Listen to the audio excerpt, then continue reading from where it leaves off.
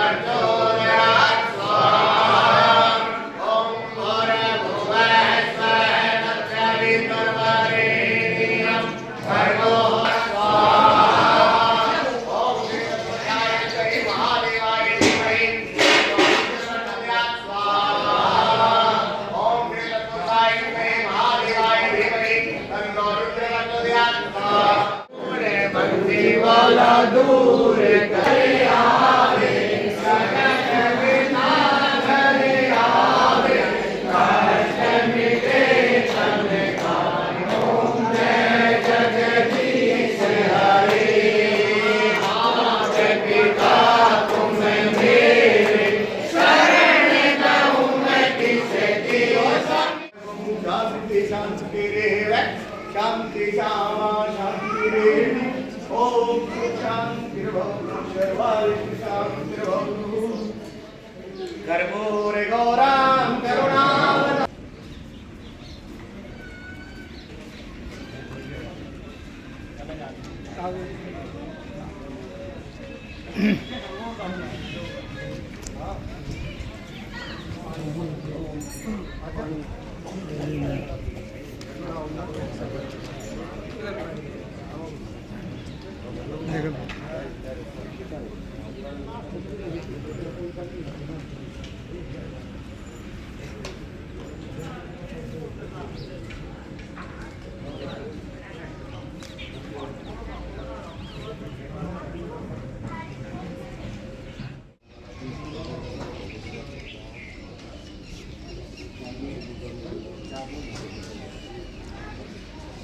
इस खुडाली के धाम की जो भी परंपराएं हैं और इस गद्दी पे आज के दिन जो महान आत्मा जो विराजमान है हमारे साथ बन चुके हैं, इनका क्या कहना है इस स्थान को लेके, कब से यहाँ पे ये सेवा दे रहे हैं और ये ग्रामीण कितना इनका सहयोग करते हैं, महाराज जी बताइएगा। इस स्थान की क्या क्या परंपराएं हैं? भाई स्थान की जो भी दूधदार पशु भी आवे, कोई भी दिक्कत हो है, जो सारी चीजें कि बाबा का दोग लगाओ ठीक हो जाए, बाबा के नाम से ठीक हो जाए, सेवा दे रहे हो जी। तो दूसरा यहाँ जो ग्रामीण है वो ग्रामवासी आपके इर्द गिर्द जैसे झिकावन है, सुंदर है और ये सभी गवानिया तरह है, के वांग। ये ग्रामवासी कितना सहयोग करते हैं? सब ग्रामवासियों की मायासिया जो तुम चहल पहल हो रही चीजें सब कुछ।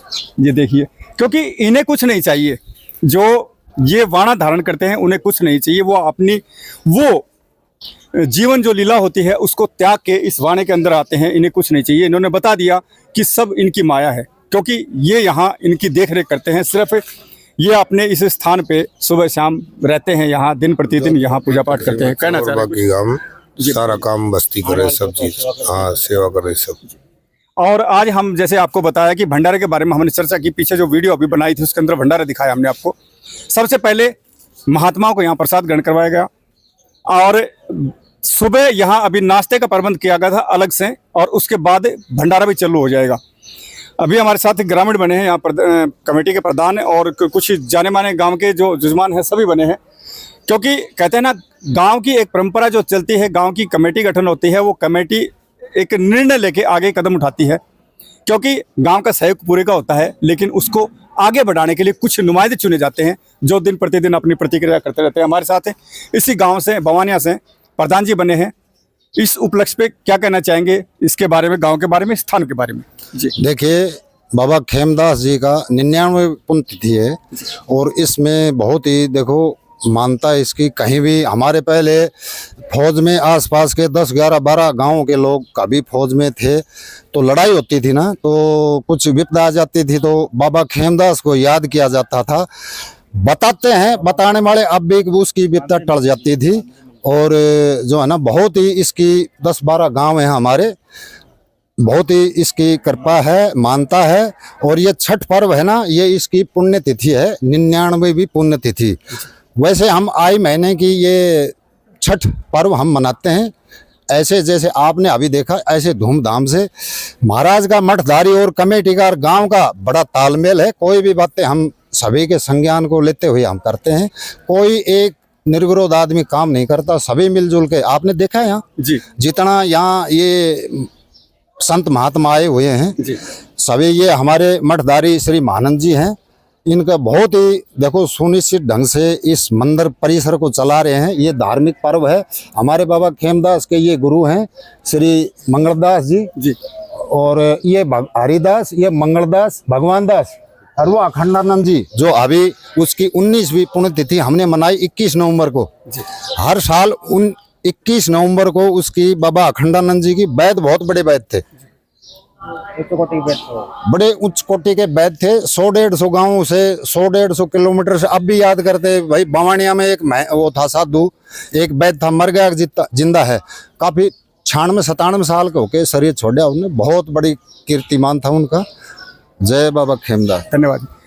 हमने आपको बताया था कि यहाँ की जो परंपरा है काफ़ी पुरानी है, काफ़ी सदियों पुरानी है। हमारा भी जन्म नहीं हुआ था, इनका भी जन्म नहीं हुआ था, लेकिन यहाँ की जो परंपरा है इस स्थान को लेके बहुत चर्चित थी और चर्चित रहेगी। लेकिन ये जो महान पुरुष हैं, ये अपना जो त्याग देते हैं, इन स्थानों पे विराजमान होते हैं, तो इनके करकमलों द्वारा जो यहाँ का निरीक्षण होता है, वहाँ की पवित्र भूमि हो जाती है।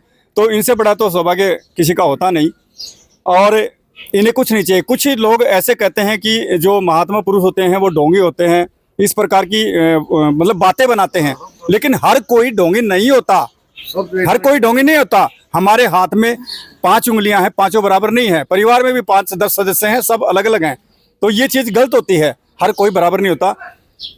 कुछ % ऐसे होते हैं जो इस चोले को बदनाम कर देते हैं, लेकिन हर किसी पे वो दाग नहीं लग सकता। अभी हमारे साथ इसी गांव से बाबा बने हैं, ये क्या कहेंगे बाबा? देखो ऐसा है जी, हमारे यहाँ इस पवित्र स्थल पर जितने महात्मा हुए हैं, जितने हुए हैं, वो सब कर्मयोगी हुए हैं, कर्मयोगी हुए हैं, और उन्होंने अपने आत्मबल से, कर्मकांड से यहाँ की बड़ी सेवा की है जी।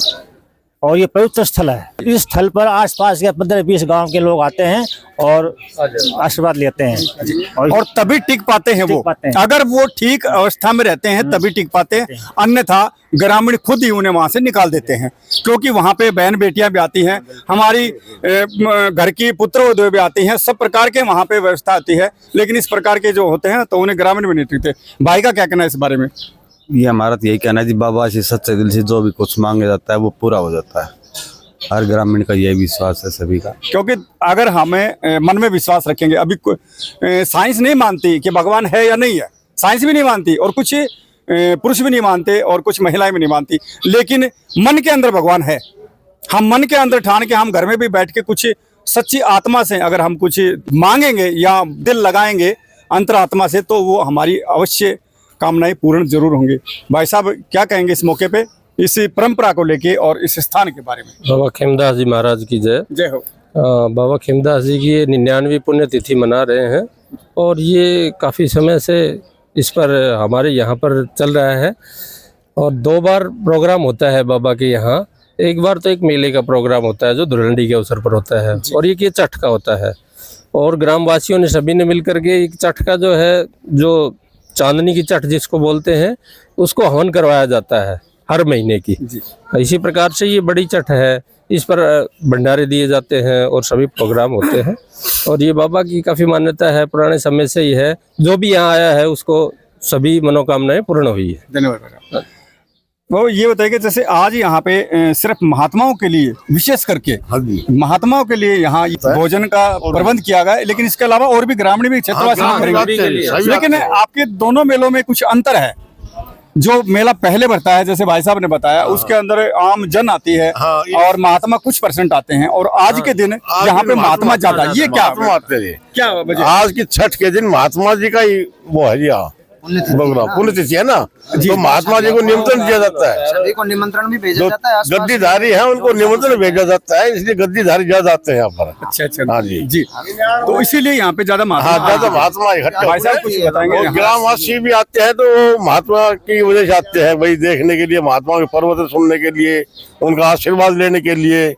महात्मा लोगों का आशीर्वाद, इनके जहाँ चरण आ जाते हैं तो वो अति पवित्र हो जाती है, और इनके चरण मस्तिष्क करने से भी वो आत्मा शुद्ध हो जाते हैं। भाई साहब क्या कहेंगे इस बारे में? कुछ कहना चाह रहे थे पीछे से, बताएंगे भाई। ये कि भैया बाबा खेमदास जी महाराज का जो आश्रम है, ये खुडाली धाम के नाम से प्रसिद्ध है जी। और आसपास कहीं भी आप जाके बताओगे खुडाली धाम, तो सभी को पता है कि भाई यहाँ बहुत ही मान्यता है बाबा की, और यहाँ आसपास के वीर दूर से भी लोग बहुत नतमस्तक के लिए आते हैं यहाँ। जी, सबको पता है, लेकिन हम फिर भी एक बात पूछना चाहेंगे आपसे। काफी चर्चित ये स्थान है, लेकिन हमने सुना था कि यहाँ पे पहले सिर्फ एक धोने की एक चूंटी भर के दी जाती थी। ये कैसे परंपरा चली? भाई ये परंपरा तो हमारे से बहुत पहले चली हुई है कि बहुत ही प्रसिद्ध था कि जहाँ भी जो भी यानी यहाँ की जो एक बार यहाँ आकर के और नतमस्तक कर लेता था, उसकी मनोकामना सारी पूरी हो जाती थी, और यहाँ एक बस थोड़ी सी विभूति दी जाती थी, वो सभी काम को सिद्ध कर देती थी, सब निवारण, सब कष्टों का निवारण कर देती। क्योंकि एक बार अवश्य इस स्थान पे आके देखिएगा, पहले क्या था और आज के दिन क्या इस स्थान को बना दिया ग्रामीणों ने। इसकी काफी विशाल रूप बन चुका है और सुंदरता का भी काफी अच्छा दृश्य है। हमारी वीडियो के माध्यम से आपको पूरी सुंदरता दिखाएंगे। यहाँ पे बगीची फूल बगीचों से सजी हुई है। तो अभी आगे की जो फुटेज है वो हम आपको दिखाएंगे। आप देख रहे थे दैनिक करंट टाइम्स, कुलदीप विद्या के साथ। नमस्कार।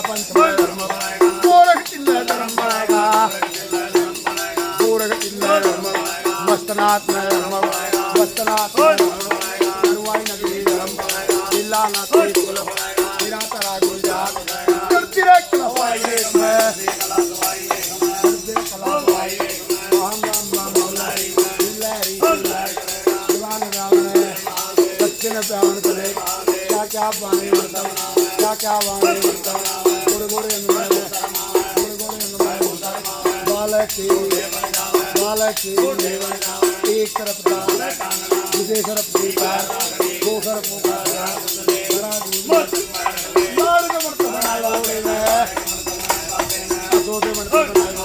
उच्चार